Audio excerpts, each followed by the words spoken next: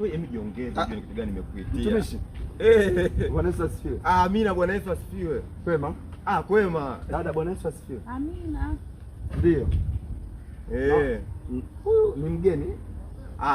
Huyu hapa ni mgeni, kwa hiyo ni mgeni kwenye ufalme wa Mungu. Ndio namuhubiria hapa apate habari njema. Unamuhubiria? Alafu unajua nini? No. Nakwambia kitu kimoja.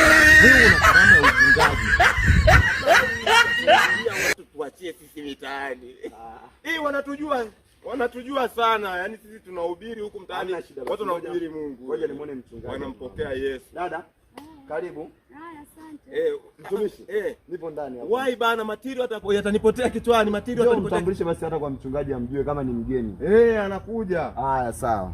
Kuharibu dili za watu tu hapa. Yaani kama kwa sababu mimi ni mtumishi eti ndio sifati kuwa na peace kali kama wewe. Unajua? Nikwambie. Ushajua mimi ni mtumishi. Si ndio? Unajua wanawake wengi wanatafuta watu watumishi wa Mungu. Umepata bahati ya kuwa na mtu kama mimi. Kwanza na roho Mungu yuko ndani yangu. Kwa hiyo jiongeze tu.